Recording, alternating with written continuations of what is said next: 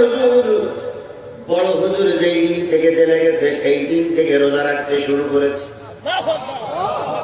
শুধুমাত্র নিষিদ্ধ দিন ছাড়া প্রতিদিন রোজা রেখে চলেছি। আর আমি জীবিত অবস্থায় যদি বড় হুজুর না বাহির হয়, আমি রোজা রাখতে রাখতে মৃত্যুবরণ করব। আর হুজুর যদি বেরিয়ে যায় তাহলে রোজা ভাঙবো, তার আগে রোজা ভাঙবো না। এরকম একটা ভক্ত আপনি দেখান তো দেখি। যত ভক্ত আপনাদের পিছনে সুর করে সব খাওয়ার লোভে, টাকা কম দেবেন, যে আপনার পক্ষে স্লোগান দিচ্ছিল সে আপনার বিরুদ্ধে জুতা মারবে। কিন্তু আল্লাহর হস্তে যারা ভালোবাসে তারা টাকার লোভে ভালোবাসা দেখায় না, তারা সব ভালোবাসা দেখায় আল্লাহর জন্য।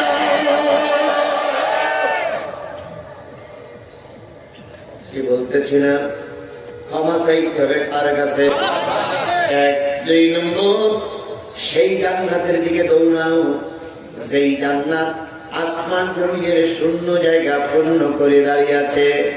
নবীজি বলেছেন সবচেয়ে ছোট জান্নাতের মালিক যিনি হবেন, সেই জান্নাতটা হবে পৃথিবীর 70টা পৃথিবীর মতো।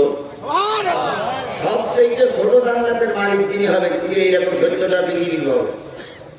কিছু কিছু লোক বলছে ও জান্নাত যাওয়া সেই না যাওয়াই ভালো। কেন? ও জান্নাত থেকে তোর ভাগি দিতে পারবো না, জমিদার আমি লোকের মেরি খাইতে পারবো না, তোমার মেরি খাওয়া লাগবে না, আল্লাহ বাজেট করে দেবে। সুবহানাল্লাহ বলে। সেই জান্নাতের দিকে দৌড়াও যেই জান্নাত শূন্য জায়গা পূর্ণ করে বসে আছে। জেনে রেখো ওই জান্নাত মুত্তাকিদের জন্যই আল্লাহ পাক তৈরি করেছে। কাদের জন্য তৈরি করেছে? মুত্তাকির জন্য তৈরি করেছে। আমাদের এমদাদুল ভাই আলোচনা করতে করতে এক লোকের উদাহরণ দিচ্ছিল, আমি তখন আসতেছিলাম, হেঁটে একটা জিনিস শুনলাম যে এক দরবেশ রাস্তা দিয়ে হেঁটে যাচ্ছে খুব আস্তে আস্তে। তারপর কি বলেছে বলেন তো দেখি, কিরাম শুনেছেন আপনারা?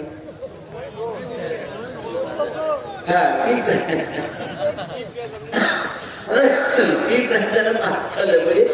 মারা না যায়। তারপরে কিছু লোকের কাছে ওই হুজুররা জিজ্ঞেস করতেছে উনি কে? তখন এলাকার লোক বলেছে উনি সবচেয়ে বড় দরবেশ নাকি বলেছেন? আমরা কি বলেছেন? তারপরে কি বলেছে? এই হলো গরু। তাই বলেছে গরু। তাহলে সাধু বেশে বাঁকাছো, সাধু বেশে, এটা কিন্তু আমি বাসার থেকে হাঁটতে হাঁটতে আসছি, এটা শুনলাম। আর যেখানে বলছিলাম ভ্যান চলছিল বলে শুনতে পাচ্ছিলাম, এতটুকু শোনাবে সাধু বেশে পাকাতো। তাহলে সাধু বেশে পাকাতো আমাদের এই সমাজে মানে কি আছে? অনেককেই বলা হয় ইনি মুত্তাকি, কিন্তু মুত্তাকির আচরণ দেখলে মনে হয় এর চাইতে বড় জালেমের বাচ্চা আর এই গ্রামে কেউ নাই।